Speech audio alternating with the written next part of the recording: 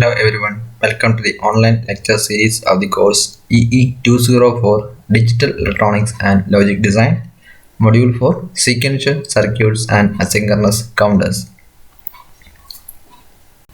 Today we are going to study about the application of flip-flops.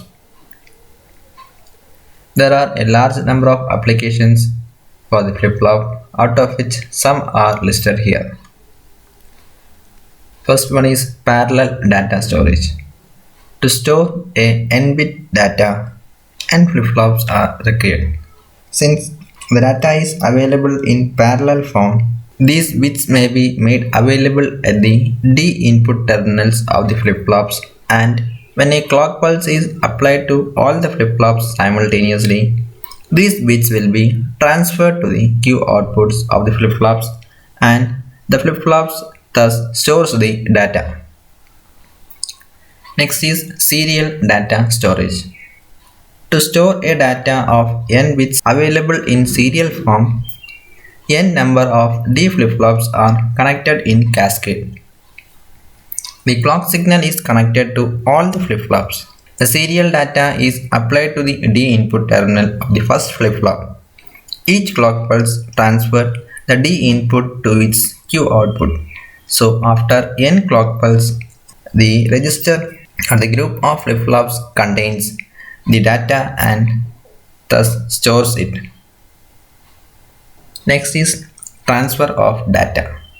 Data stored in flip-flops may be transferred out in a serial fashion, that is, bit by bit from the output of one flip-flop, or may be transferred out in parallel form, that is, all bits at a time from the outputs of each of the flip-flops. Next is serial to parallel conversion. To convert an n-bit serial data to parallel form, n flip-flops are required. N clock pulses are required to enter the data in serial form, and one clock pulse is required to shift the data out in parallel form. Next is parallel to serial conversion. To convert an n-bit parallel data to serial form, n flip-flops are required. One clock pulse is required to shift the parallel data into the register, and n clock pulses are required to shift the data out of the register serially. Next is counting. A number of flip-flops may be connected in a particular fashion to count the pulses electronically. One flip-flop can count up to 2 pulses. Two flip-flops can count up to 2 raised to 2, that is 4 pulses. And in general, n flip-flops can count up to 2 raised to n pulses. Next is frequency division. Flip-flops may be used to divide the input signal frequency by any number. A single flip-flop may be used to divide the input frequency by 2. Two flip-flops may be used to divide the input frequency by 4, and in general, n flip-flops may be used to divide the input frequency by 2 raised to n. If you want to divide the flip-flop frequency by a number other than 2 raised to n, where n is the number of flip-flops, you need to use additional combinational logic circuits along with the flip-flop circuits. Most of the applications of flip-flops are related with the topic shift registers. So studying the concept of shift registers using flip-flop will help you to better understand these applications of flip-flops. Let's have a brief introduction about the shift registers. A flip-flop can store only one bit of data, a 0 or a 1. That is, it is referred to as a single bit register. When more bits of data are to be stored, a number of flip-flops are used. A register is a set of flip-flops used to store binary data. The storage capacity of a register is the number of bits, ones and zeros, of digital data it can retain. Loading a register means setting or resetting the bits of data to be stored. Loading a register means setting or resetting the individual flip-flops, that is, inputting the data into the register so that their states correspond to the bits of the data to be stored. All the flip-flops in the register will have a common clock pulse. Based on the clock pulse obtaining the register operation will be completed. A number of flip-flops connected together such that data may be shifted into and shifted out of them is called a shift register.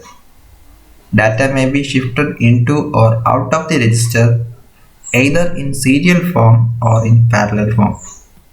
The data transfer in shift registers can be of different types. Data can be rotated left or right. Data may be shifted from left to right or right to left, that is in bidirectional way. And also data may be shifted in serially in either way or in parallel, and shifted way serially or in either way or in parallel.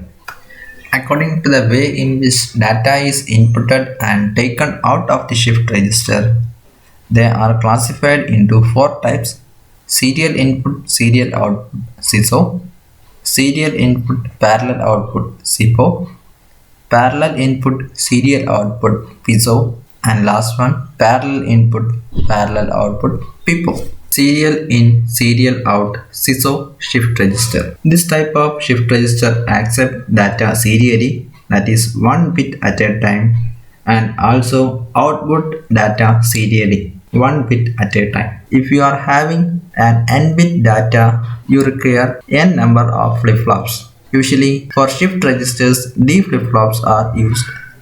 A 4-bit serial input, serial output SISO shift register is as shown in the figure. Here the input is given serially at the first flip-flop and the output is taken serially at the last flip-flop. All the flip-flops are simultaneously provided with the clock signal. To have a better understanding of SISO shift register, let's have a live simulation of a SISO shift register. We can see a simulation diagram similar to the diagram shown in the previous slide. Here the clear and preset functions are to just check the flip-flop output, whether we can set or reset the flip-flop manually. Here there is only one output that is taken out from the last flip-flop, so we can just check that flip-flop output alone in this case. So by making the preset value to 0, the corresponding output of last flip-flop will become high. Similarly, while making the clear input to the last flip-flop 0, correspondingly the output preset. So we can have a conclusion that the flip-flop is working according to the asynchronous inputs. So now let's start with the procedure. So as stated earlier, we have to give the input to the shift register serially, one bit at a time. So I'm going to give an input 1001. So the first bit you are going to input. It can be either LSB or MSB of your input data. As our input is 1001, both LSB and MSB are same. So starting with the LSB bit, after each input you have to apply a clock signal. So for that I have used a push button switch to give the clock pulse accordingly. So on obtaining first clock pulse, input data of 1 bit is transferred successfully. Now change the input data to 0.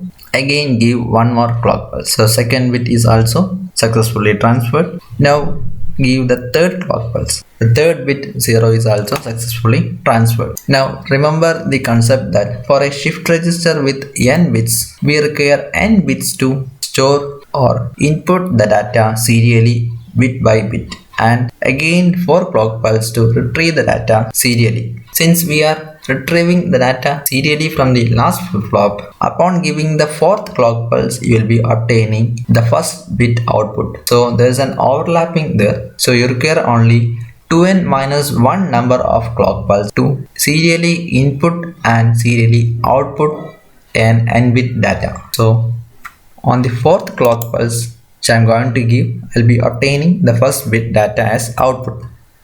The first bit is obtained 1. The next clock pulse I am giving, the output is again 0. Next clock pulse, output becomes 0 again, and this is the last clock pulse, your output will become 1.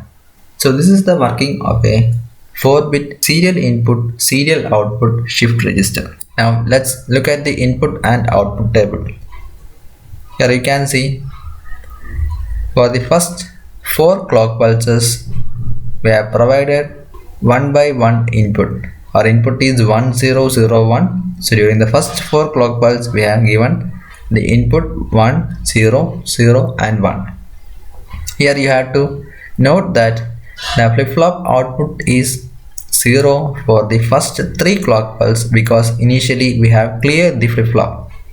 If you have not cleared the flip-flop and if the SISO register has been previously operated during the first 3 clock pulse, you will be obtaining some data which the SISO register is previously stored.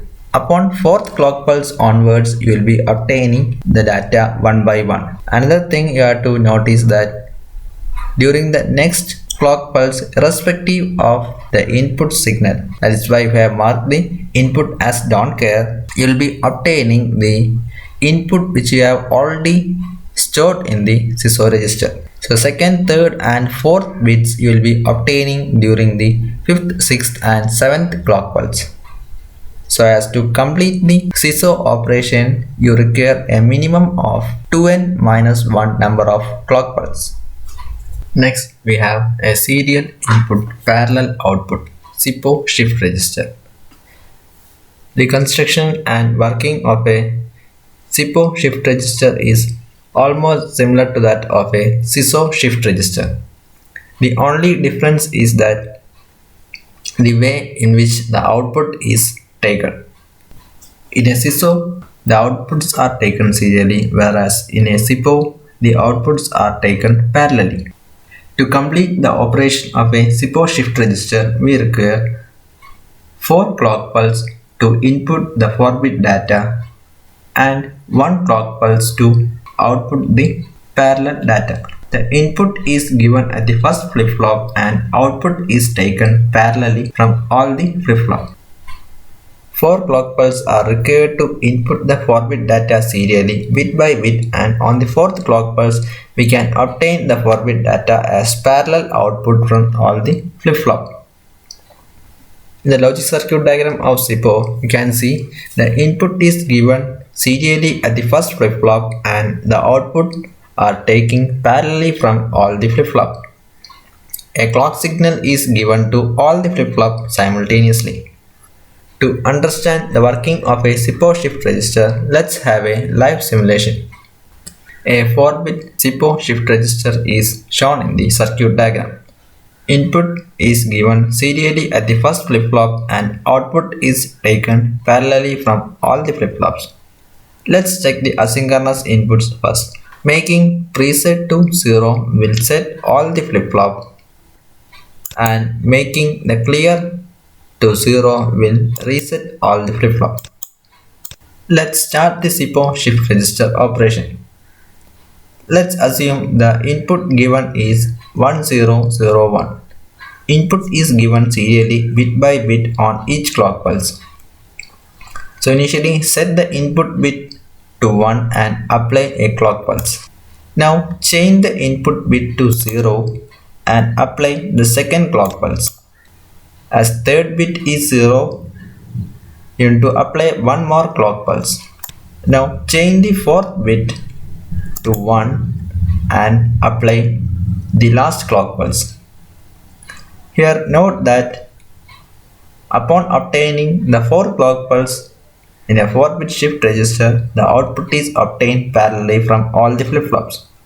On the 4th clock pulse, the 4-bit data serially inputted to the shift register is obtained as output. Now let's check the input-output table of a SIPO shift register. The input given is 1001, which is given 1 bit on each clock pulse. On each clock pulse, the bit provided at the first flip-flop is transferred to the next flip-flop. Same as the case with the second, third and fourth flip-flop. That is, one flip-flop will transfer its input as the input to the next flip-flop. On the 4th clock pulse, we can obtain the whole 4-bit data serially entered as the output in parallel form. And this completes the operation of SIPO shift register. Next, two shift registers Pippo and Piso will be covered in the next lecture.